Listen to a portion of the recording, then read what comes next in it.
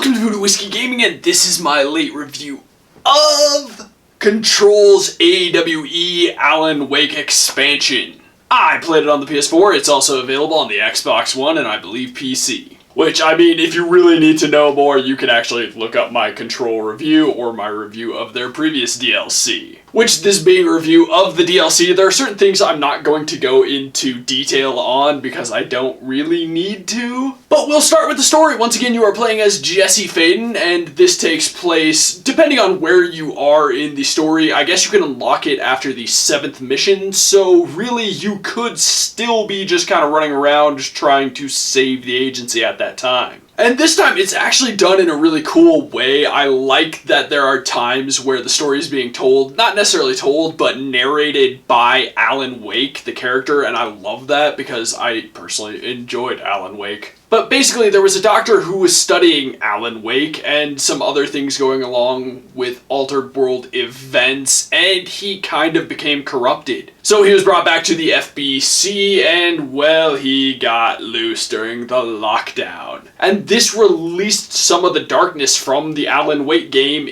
into the FBC, and so there are areas of that, and it affects what's going on in the area. In an already really weird building, so there's a bunch of coolness going on. There were no altered items, or at least not really present to the story, but I did like the tie into the story, and man, it ends with a huge hint. That hint being that there's probably going to be another Alan Wake game. I could be wrong. I really hope that is what they're actually hinting at. Or that it's going to be some kind of amalgamation of Alan Wake and Control, something like that. Yes, please. As for the audio, we'll get into that. Once again, you get the music that is, traditional to Control. The voiceover work is very well done for Jesse Faden. But the new addition and the unique addition is, of course, Alan Wake and the voiceover work for him, and it really fits. It's very much that noir style which is already present in Control. So having Alan Wake narrating stuff and telling parts of the story is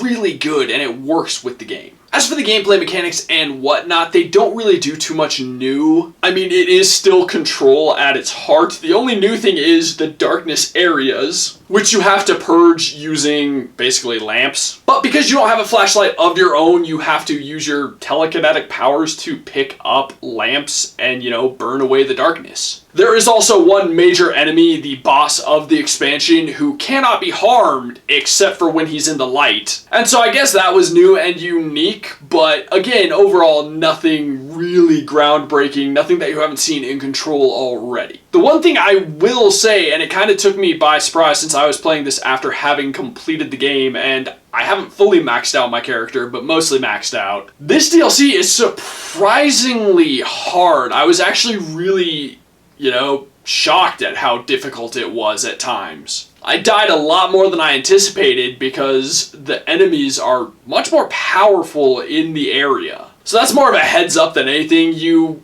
adapt to it, you do what you need to do to survive and win. As for the controls, I don't really have anything to address with the controls because, it's just a DLC. And then lastly, the visuals. I like the visuals. I like the way they impose Alan Wake when he's talking and narrating. You'll know what I mean. I'll include some footage from it, maybe some screenshots, whatever. And I think it works well with what's there, and I think it works well with the storytelling that's going on. I will say it's an incredibly dark area in the old house. Obviously, that kind of goes along with the whole Alan Wake thing, the darkness and all of that, but at times it's a little obnoxious just because, you kind of want to see the world that you're inhabiting. Because there are areas that are just obscenely dark, whereas, there could be areas that you could see a little bit more in and it'd be nice. But I do think they did a good job with playing with the light and, reintroducing the world of Control if you haven't played it in a while, which why haven't you played it in a while? I haven't played it in a while. It's a great game, and if you haven't played it, you should play it. Which, that ties into my overall on this, my wrapping up. I liked it.